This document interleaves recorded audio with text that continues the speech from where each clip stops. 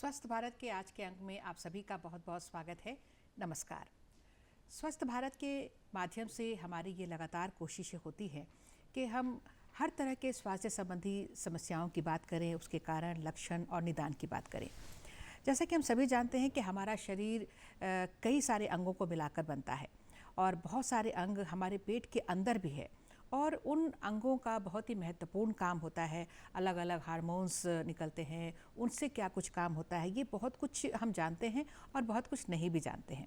आज हम बात करेंगे हमारे पेट के अंदर जो एक पैंक्रियास होता है, पैंक्रियास जिसके बारे में आजकल आप सभी जानते ही होंगे, लेकिन आज हम विशेष रूप से इस पर चर्चा करेंगे कि ये पैंक्रियास हमारे शरीर के अंदर इसका क्या रोल है, क्या भूमिका है और कैसे इसमें खराबी आती है, क्या कारण है, क्या लक्षण है, क्या उपचार हैं, आगे चलकर किस तरह की परेशानियां होती हैं। ये बहुत ही महत्वपूर्ण बातें हैं पैंक्रियास से संबंधित जो आज हम आपको बताने जा रहे हैं।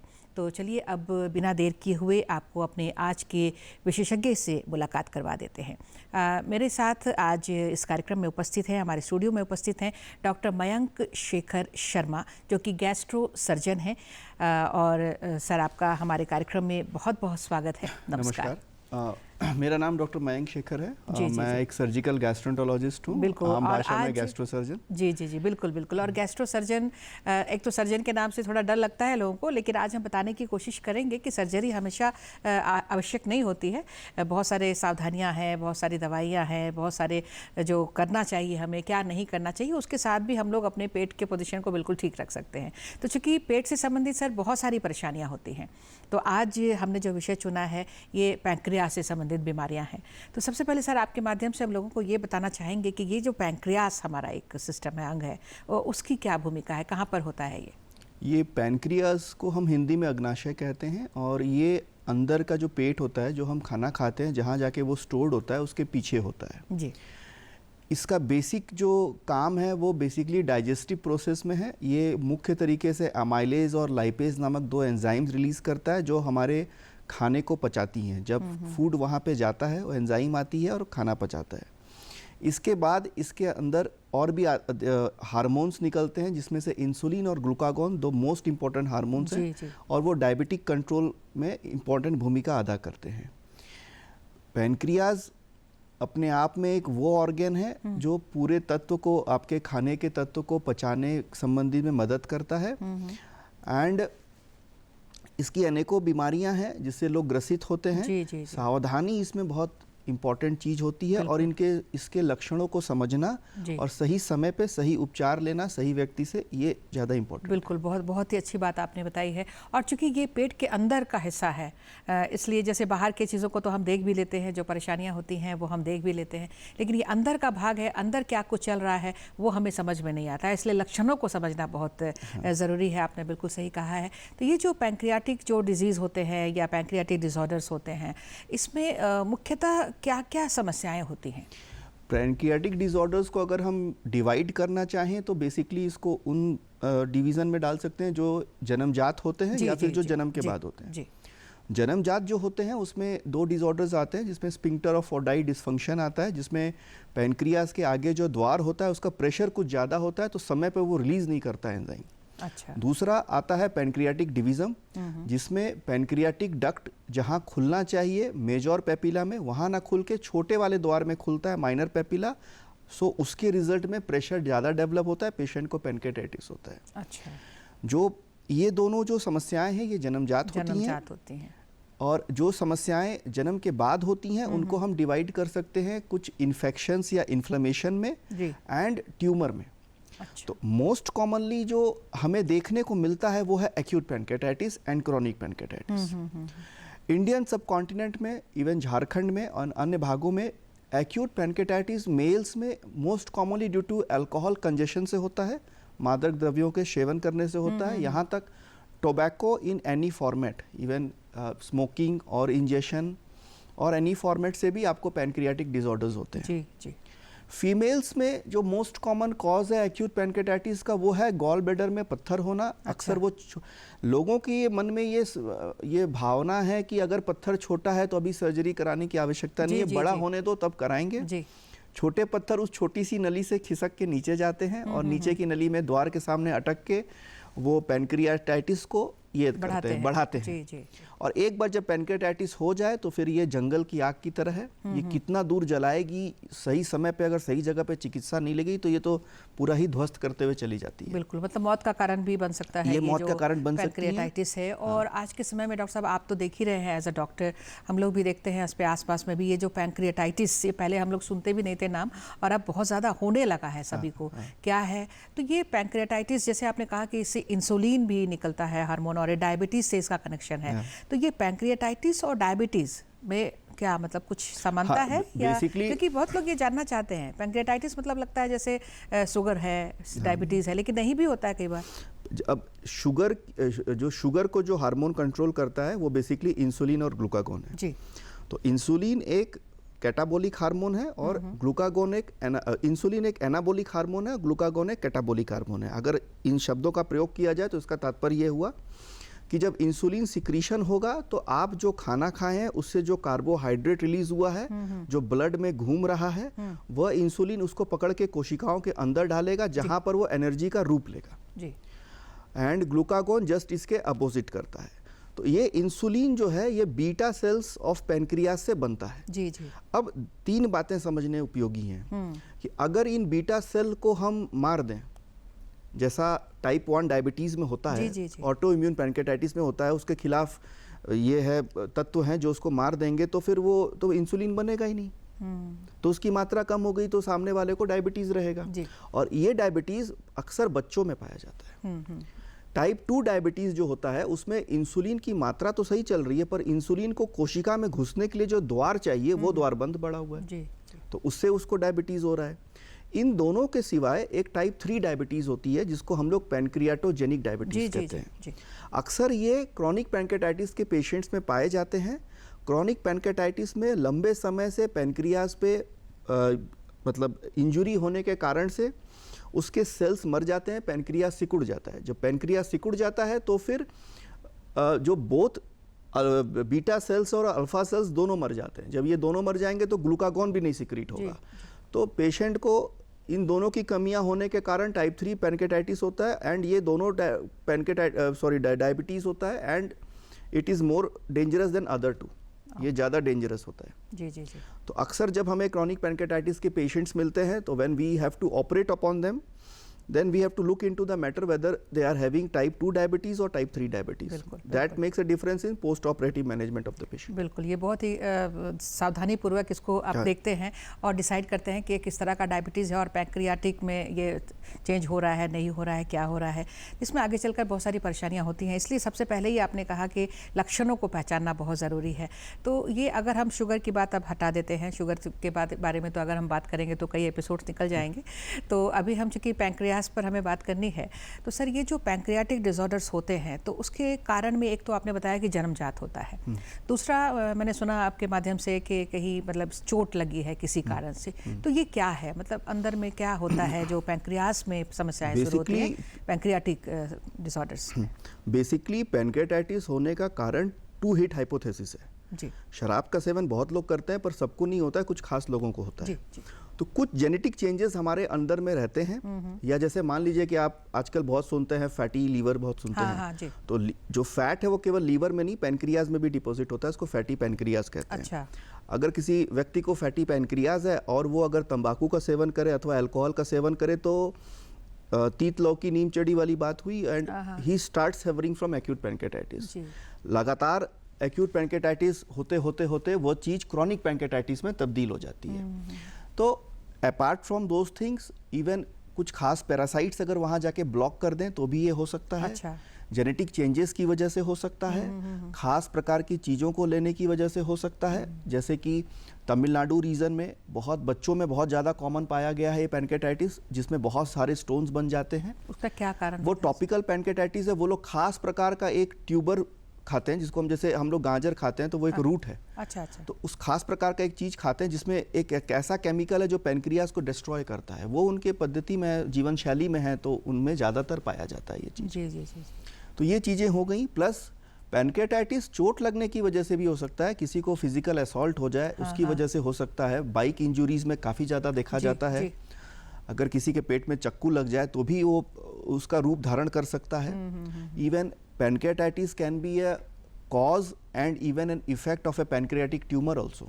Okay. तो इसको बहुत सावधानी से हमें आकलन करना पड़ता है कि इस व्यक्ति में पेनक्रेटाइटिस जो हुआ, जिसकी वजह से ये हमारे पास आया, परंतु सेटल होने के बाद ये देखना पड़ता है कि इसको हुआ क्यों ये चीज़, बिल्कुल, इसमें ऐसे क्या कारण है जिसको हम तब्दील कर सकते हैं ताकि इसको दोबारा ना हो। बिल्कुल। और आपने बहुत सारे कारण बताए हैं, अभी हमारे दर्शक भी बिल्कुल सावधानी से सुन रहे हैं, ध्यानपूर्वक सुन रहे हैं कि क्या क्या किसके कारण हो सकते हैं। बहुत सारे कारण बताए, चाहे वो हमारी दिनचर्या हो, हमारा खान पान हो, जो बैड हैबिट्स हैं हमारे वो हो, या फिर चोट लगने के कारण, मतलब कोई भी समस्या, कोई भी कारण इसके लिए हो सकते हैं। लेकिन सबसे बड़ी बात जो वही आती है सर कि समय पर पहुँचना है, आप बार बार कह रहे हैं, लेकिन हम अगर पहचानेंगे ही नहीं तो कैसे कोई जाएगा आपके पास में? तो क्या लक्षण है, क्या शुरुआत में कुछ समझ में आती है बात? जो मोस्ट कॉमन लक्षण होते हैं पैनक्रियाटिक डिसऑर्डर्स के, उसमें पेन सबसे पहले आता है, इनडाइजेशन। कहाँ पे पेन होता है सर? ये अक्सर एकदम बीचों बीच नाभि के ऊपर, हाँ। बीचों बीच पेन होता है और ये काफ़ी तीव्र पेन होता है, ऐसा लगता है किसी ने आपको छुरा घोंपा हो। अच्छा। या पेन बीचों बीच शुरू होगा, पीठ की तरफ और कंधे की तरफ जाएगा। अच्छा। ये सबसे पहला इसका ये है, इंडिकेशन है। सेकेंड थिंग है कि पेशेंट को उल्टी होना, अपाचन जो शब्द है इसके अंतर्गत जितनी भी शिकायतें आती हैं, जैसे ब्लोटिंग हो गया, उल्टियाँ होना, ये सारी चीज़ें उसके तहत आ जाती हैं। जी जी जी। लंबे समय तक पैनक्रेटाइटिस से सफ़र करने के बाद इफ पर्सन उसे पैनक्रेटाइटिस है, क्रॉनिक पैनक्रेटाइटिस है, तो उसकी पाचन की मात्रा खत्म हो जाएगी, तो उसका वेट लॉस होगा। अच्छा। उसको स्टूल की फ्रीक्वेंसी ज़्यादा होने लगेगी। स्टूल में ज़्यादातर उसको देखेगा कि उसमें ऑयल पास हो रहा है, और अक्सर तब होगा जब वो कोई ऑयली फूड खाएगा, जैसे पूड़ी खाएगा या मटन खाएगा जिसमें ऑयल ज़्यादा है, तो उसको पचाने की में तकलीफ होगी। ब्लड वगैरह तो नहीं जाता है? ब्लड अलग समस्या है, वो अलग समस्या वो है। पैनक्रेटाइटिस का कॉम्प्लिकेशन है। अच्छा। तो पैनक्रियास की जब हम बात करते हैं तो इसमें सूजन की बात आती है, एक्यूट पैनक्रेटाइटिस, क्रॉनिक पैनक्रेटाइटिस, इसमें ट्यूमर की बात आती है, इसमें उसके द्वारा उत्पन्न किए गए कॉम्प्लिकेशंस की बात आती है। जी जी। तो जब कॉम्प्लिकेशंस की हम बात करते हैं तो कॉम्प्लिकेशंस में इर्द गिर्द गंदे पानी अथवा कचड़े का इकट्ठा होना हो सकता है, जिसको हम वॉल्ड ऑफ नेक्रोसिस कहते हैं या एक्यूट नेक्रोटिक कलेक्शन कहते हैं। इसमें वैस्कुलर कॉम्प्लिकेशंस भी आते हैं, जिसमें खून की नसों में सूजन आके वो फट सकती हैं। अच्छा। क्योंकि पैनक्रियास जो जूस सिक्रीट कर रहा है वो आपके खाने को पचा रहा है। अब आपके खाने में तो मांस भी है, हाँ हाँ, और आपका शरीर भी मांस से बना हुआ है। जी, तो जी। वह जूस जब उन चीज़ों के इर्द गिर्द रहेगा तो वहाँ के वेसल्स के मांस को पचाएगा और उसमें एन्यूरिज्म कराएगा, जिसकी वजह से ब्लीडिंग और ये एक बहुत ड्रेडेड सिचुएशन हो जाती है। जी जी जी। कभी कभार ये खून की नसों को ब्लॉक कर देता है, जिसकी वजह से तिल्ली यानी कि स्प्लीन का बढ़ जाना होता है, जिसको सिनिस्ट्रल हाइपरटेंशन कहते हैं। अच्छा अच्छा। कभी कभार ये पोर्टल वेन को ब्लॉक कर देगा, जिसकी वजह से आप सरोसिस में, आप लीवर की समस्याओं में वो तब्दील हो जाएगी वो चीज़। अच्छा। तो पैनक्रियास की जो डिजीज़ है वो एक कॉन्स्टलेशन ऑफ सिम्टम्स है, उसमें हमें ये समझना बहुत ज़रूरी है कि इसमें प्रथम कारण क्या है और किस प्रकार से निवारण किया जाए कि सामने वाले को एक परमानेंट रिलीफ। बिल्कुल, और कहाँ तक ये फैल रहा है, हाँ, इसको ये देखना कितना बहुत पुराना ज़रूरी हो है। रहा है, इसको देखना बहुत ये ज़रूरी तो है। बिल्कुल जो प्रारंभिक लक्षण आपने बताया है कि जो भी इंडाइजेशन में, अपच की समस्या में जो भी कुछ होता है, उस तरह की अगर बात हो और रेगुलरली हो, हमेशा होता रहे, तो फिर एक बार जांच ज़रूर करा लेना चाहिए। जांच की बात सर अगर हम करते हैं तो अभी तो जांच की सुविधा तो हर जगह है। हमारे झारखंड की अगर हम बात करें तो किस तरह से इसकी जांच की जाती है? जांच में पहली चीज़ें ये हैं कि सबसे पहले तो जो नॉर्मल रूटीन जांच होती है, जिसमें हम लोग CBC, LFT, renal function test, pancreatic amylase और लाइपेज को देखते हैं। अल्ट्रासाउंड एक बहुत ही कॉमन और बहुत अच्छी जांच है, जो हमें मतलब स्क्रीनिंग दे देती है कि इस पेशेंट को पैनक्रेटाइटिस से संबंधित कोई सिम्टम है कि नहीं। जी जी। तो अल्ट्रासाउंड में अगर पैनक्रियाज में सूजन है, अथवा उसमें पत्थर है, अथवा उसकी नली मोटी है, अथवा उसमें कोई ट्यूमर के सस्पिशन है, अथवा कोई सिस्ट का सस्पिशन है, अथवा तिल्ली बढ़ी हुई है, ये सारी चीज़ों से हम लोग सस्पेक्ट करने लग जाते हैं कि इस मरीज़ को हो सकता है पैनक्रियाज की प्रॉब्लम है। और उसके बाद आता है एक CT स्कैन। CT स्कैन एक सर्जन के दिमाग को ज़्यादा मतलब इंफॉर्मेशन प्रोवाइड करता है। खास प्रकार के CT स्कैन्स किए जाते हैं, जिसमें हमें वो सारी चीज़ें चाहिए होती हैं जो हमें चाहिए। और इन सभी चीज़ों पे बेस्ड होके हम ये सोचते हैं कि इस व्यक्ति का इलाज केवल दवाइयों से है, इसमें एंडोस्कोपिक कोई प्रोसीजर किया जाए, जिसमें पैनक्रियाटिक ERCP कहते हैं, अथवा इसमें कोई शल्य चिकित्सा यानी सर्जरी की कोई आवश्यकता पड़ेगी। एंडोस्कोपी की भी जरूरत पड़ सकती है इसमें, पड़ सकती है, स्पेशली जैसे मैंने कहा कि बच्चों में जो पैनक्रियाटिक डिवीजन होता है उसमें ये उसके कहने में ये इसका समझना होता है कि अगर एक मोटा सा नाला है तो उसमें ज़्यादा पानी जाएगा और उसका द्वार को भी उतना ही चौड़ा होना पड़ेगा। अगर उसके द्वार को आप छोटा कर देंगे तो नाले के अंदर प्रेशर डेवलप होगा। यही पैनक्रियाटिक डिवीजन का बेसिक ये है, उसका कारण है। तो अगर उस द्वार को अगर आप मोटा कर देंगे तो वो काम बन जाएगा। तो छोटे बच्चों में जो ये होता है इसमें हम लोग ERCP के द्वारा उस द्वार को थोड़ा सा काट के मोटा करके उसमें एक स्टेंट डाल देते हैं जो उसको चौड़ा करता है और उसका निदान हो जाता है। तो ये सारी चीज़ों को समझना होता है कि इस पेशेंट में क्या कारण है और इसको कैसे ट्रीट किया जाए, और ट्रीट करने का समय बहुत इंपॉर्टेंट होता है। बिल्कुल। तो ये जांच की बात हम लोगों ने की है अभी कि किस तरह से जांच होती है, कई स्तरों पर इसकी जांच की जाती है अकॉर्डिंग टू द सिचुएशन, किस तरह से पर इस पेशेंट आया है, किस हाल में आया है। हम लोगों ने कारण की बात की है, अभी जांच की बात हुई है सर, तो लक्षण की भी बात हमने की है, लेकिन अब अभी आपने इलाज की बात शुरू की है तो इसके बारे में भी लोग ज़रूर जानना चाहते हैं। एक तो जैसे आपने बताया कि अगर ये पैंक्रियाटिक डिसऑर्डर्स है या कोई भी डिजीज़ है, अगर बहुत आगे चली जाती है, बहुत सिचुएशन जो है वो थोड़ा गंभीर हो जाता है, तो फिर क्या ये ठीक होती है या फिर किस समय में मरीज आए? जैसे आपने कहा कि सही समय पर मरीज आए, तो किस समय मरीज आए और कैसे ट्रीटमेंट होता है? क्या अभी प्रतिशत है कि लोग ठीक हो जाते हैं? अक्सर देखा जाता है कि जो एक्यूट पैनक्रियाटाइटिस होता है, जब पैनक्रियाज पे तुरंत आघात हुआ, उसमें सूजन आई और मरीज को तीव्र पेट में दर्द हो रहा है, मरीज कोई दूर दराज के इलाके से और कहीं पर उसका अल्ट्रासाउंड हुआ और उसको बोला गया कि तुमको पैनक्रियाज की सूजन है, you are referred to higher centre. तो अगर वो हायर सेंटर 72 घंटे के अंदर आता है, प्रीफरेबली 24 आवर्स के अंदर आता है, तो सबसे पहला इलाज ऐसे पेशेंट में उसके दर्द को कम करना है। अच्छा। दर्द कम होने के साथ साथ उसके शरीर में जो इन्फ्लेमेटरी प्रोसेस जो स्टार्ट हुई हैं वो कम हो जाएंगी और उसकी रिकवरी फास्ट हो जाएगी। सेकेंड चीज़ है कि उसमें नसों में पानी चढ़ाया जाता है, स्पेसिफिक इंट्रावेनस फ्लूइड चढ़ाया जाता है, एंड जितना जल्दी हो सके पेशेंट की फीडिंग स्टार्ट की जाती है। अच्छा। तो एक्यूट पैनक्रियाटाइटिस में basically pain relief and intravenous fluid का ही सबसे ज़्यादा रोल है। फ्लूइड को इतनी ज़्यादा मात्रा में भी नहीं चढ़ाते हैं कि फ्लूइड हमारे बॉडी में एक्यूमुलेट हो जाए, और इतनी कम मात्रा में भी नहीं चढ़ाते हैं कि वाइटल्स ऑर्गन को वो फ्लूइड ना मिले। क्योंकि पैनक्रियाज की जब सूजन हुई तो उसके इर्द गिर्द सारा पानी इकट्ठा होना शुरू हो जाता है और शरीर में खून से पानी निकल के शरीर के बाकी अंगों में जाना शुरू करता है, अन्य भागों को भी प्रभावित करता है। तो अक्सर पैनक्रियाटाइटिस को अगर सही समय पर ना डील किया गया तो ये किडनी को प्रभावित करेगा, उसके बाद इन्फेक्शन होगा और मल्टी ऑर्गन डिस्फंक्शन सिंड्रोम को, लंग्स को प्रभावित करते हुए सिचुएशन को क्रिटिकल कर देता है। मोस्ट ऑफ द पेशेंट्स अगर सही समय पे पहुंचते हैं तो एक्यूट माइल्ड पैनक्रियाटाइटिस 75% to 90% लोग ठीक होकर घर जाते हैं। मॉडरेट पैनक्रियाटाइटिस में मोर्टेलिटी रेट कम है, 5% है, लेकिन क्रिटिकल पैनक्रियाटाइटिस में मोर्टेलिटी रेट बढ़ के 25 to 40% हो जाती है, even with the best supportive care. तो ये बहुत आवश्यक है कि सही समय पे वो बंदा सही जगह पे पहुंच जाए और उसका इलाज हो जाए। बिल्कुल, ये चीज़ होती है।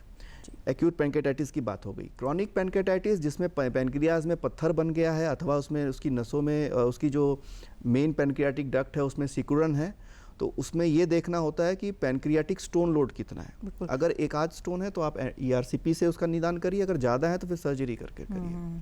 मतलब स्टोन, मुझे लग रहा है जितनी बातें आप बता रही हैं स्टोन बेसिक इसमें यहाँ पे समझ में आ रही है बात मुझे। क्रॉनिक पैनक्रियाटाइटिस रीजन हो सकता है इसके अंदर में। जी। क्रॉनिक पैनक्रियाटाइटिस की एक और खासियत है कि क्रॉनिक पैनक्रियाटाइटिस में कैंसर होने की संभावना बहुत ज़्यादा होती है। जी। तो अगर पैनक्रियाज के किसी भी हिस्से में आपको छोटी सी गांठ नज़र आ रही है सीटी स्कैन पे, अथवा पेशेंट की इंसुलिन का लेवल्स, इंसुलिन डिमांड और डायबिटिक अनकंट्रोल हुआ है, या फिर उसका वेट लॉस हो रहा है, ये गांठ वगैरह भी उसी जांच के दौरान दिखाई दे देता है? ये अलग से कुछ जांच फिर करना पड़ता है इसमें? पैनक्रियाटिक गांठ जो होती है वो थोड़ी सी मीन्स डायग्नोस्टिक डायलेमा होती है। जी। इसको स्पेसिफिक एंडोस्कोपिक गाइडेड अल्ट्रासाउंड के द्वारा देखा जाता है और वहां से बायोप्सी लेके इस गांठ में कैंसर है कि नहीं प्रूफ किया जाता है। ये बाहर से कोई भी चीज़ों से प्रूफ करना इतना आसान नहीं है। जी। और चूंकि पैनक्रियाटिक कैंसर की सर्जरीज लंबे इस major supra major surgery, so we have to proof before advising a patient for surgery that yes this is the proof you are having कि आपको कैंसर है, and you have to undergo the surgery as soon as possible. बिल्कुल। और ये surgery से अगर इस तरह की कैंसर वाली बात अगर आ जाती है तो ये सर्जरी से मतलब ये ठीक होने वाला कैंसर होता है क्या इसमें? पैनक्रियाटिक कैंसर जितने भी होते हैं they are very aggressive cancers. Problem ये है कि जहां तक पता चलता है, जहां ऑब्वियसली देर से मतलब अर्ली पता स्टेज चलेगा, में पता नहीं चलता है। अर्ली स्टेज में बहुत कम लोगों को पता चल पाता है। इसका कारण ये है कि शरीर के जिन अंगों को हम छू सकते हैं उनमें तो हम अपने गांठ को महसूस कर सकते हैं, पर जो शरीर अंग हमारे पेट के अंदर हैं जब वो सिम्टम देते हैं तो मरीज सिम्टम लेके डॉक्टर के पास आता है और हायर सेंटर तक पहुंचते पहुंचते उसको महीने लग जाते हैं। जी जी जी। और जब तक कई बार पहुंचता है तो पेशेंट मतलब एडवांस लोकली एडवांस स्टेज में आता है या फिर एडवांस स्टेज में आ जाता है। अर्ली कैंसर को पिकअप करना इतना आसान नहीं है और उसको पिकअप करने के लिए हाई लेवल ऑफ सस्पिशन चाहिए। अच्छा। कि अक्सर हम देखते हैं कि हम डॉक्टर्स लोग बहुत सारा इन्वेस्टिगेशन कराते हैं, उसमें हमारी जो मंशा होती है वो केवल यही होती है कि ऐसी किसी चीज़ को हम ना छोड़ के आ जाएं जिसकी वजह से समय निकल जाए और फिर हम कुछ कर ना पाए उस सामने वाले के साथ। तो हमें ये चीज़ देखना होता है। ये आपने बिल्कुल सही कहा है। जैसे जो भी जाता है पेशेंट तो ये शिकायत तो होती है कि जाने का मतलब है कि एक लंबा लिस्ट मिलता है कि भाई ये जांच करा लीजिए, वो जांच करा लीजिए, लेकिन आपके माध्यम से आज दर्शक हमारे समझ रहे हैं कि भाई जांच के लिए अगर बोला जाता है तो इसीलिए बोला जाता है कि कहीं भी कोई भी बिंदु छूट ना जाए और आपका इलाज जो है वो 100% हो पाए। जी। तो ये जो अभी कैंसर की बात आपने की है सर, ये बहुत कॉमनली है अभी या फिर पैंक्रियास से संबंधित? जैसे पैंक्रियाटाइटिस तो अभी काफ़ी लोगों को हो रहा है, लेकिन पैंक्रियास से कैंसर अगर ये तब्दील होता है? कैंसर इतना कॉमन नहीं है जी, बट प्रॉब्लम ये है इस कैंसर में कि इसके सिम्टम्स जो हैं बहुत बाद में आते हैं। अच्छा, शुरू में कुछ पता नहीं कोई चलता है? सिम्टम नहीं है। शुरू के जो सिम्टम्स होते हैं बहुत, जैसे अगर किसी पेशेंट को पीलिया है तो अक्सर वो गैस्ट्रोफिजिशियन या गैस्ट्रोसर्जन के पास जाता है। अब उसको और ये पीलिया को हम तहकीकात करना शुरू कर देते हैं कि पीलिया क्यों हुआ। ये पीलिया पित्त की नली में अवरोधन के कारण से हुआ, लीवर के कारण से या अन्य किसी कारण से हुआ। अवरोधन की अगर बात की जाए तो एक पत्थर भी अवरोधन कर देगा, एक ट्यूमर भी अवरोधन कर देगा। तो वहां से शुरुआत होती है। अक्सर पैनक्रियाटिक डिजीज़ बहुत एग्रेसिव डिजीज़ है। पैनक्रियाटिक कैंसर्स की जब बात की जाए 100% सर्वाइवल रेट, 5 साल अगर किसी after surgery if a patient is surviving for 5 years it is taken as 100% survival. अच्छा। So idea of ruling those conditions out is that to pick up those condition in very early phase. कोई भी cancer को GI system के cancer को जितने early में आप suspect करके पिकअप करेंगे, जितना जल्दी उसकी सर्जरी करेंगे, आपके रिजल्ट्स उतने अच्छे रहेंगे। अक्सर हम लोग मरीजों को, जो भी मरीज हमारे पास अपाचन की शिकायत लेके आता है, अक्सर हम उनको एंडोस्कोपी लिखते हैं। इन एंडोस्कोपी में हालांकि अगर 100 एंडोस्कोपी की जाए तो 10 लोगों में ही हम लोग डिटेक्ट कर पाते हैं, पर वो उन 10 लोगों में अगर हम बहुत अर्ली डिटेक्शन कर लें तो हमारा रिजल्ट बड़ा अच्छा रहेगा। और जब तक वो अपना टिपिकल फीचर लेके आएगा, जब तक जो जैसा किताब में लिखा है, तब तक तो वो एडवांस केस हो चुका होगा। जी जी जी जी, बिल्कुल। ये बिल्कुल अर्ली स्टेज में ये पकड़ में नहीं आता है क्योंकि अंदरूनी अंग के चलते समझ में नहीं आती बात, लेकिन अगर लक्षण बता रहे हैं कुछ और लोगों को समझ में अगर बात आ जाती है लक्षणों की, तो फिर अर्ली स्टेज में आने के बाद में थोड़ा जल्दी भी पता चलता है और ये फिर ठीक होने वाली समस्या है। जैसे पैंक्रियाटाइटिस की भी हम बात कर रहे हैं तो वो भी पूरी तरह से ठीक हो जाती है?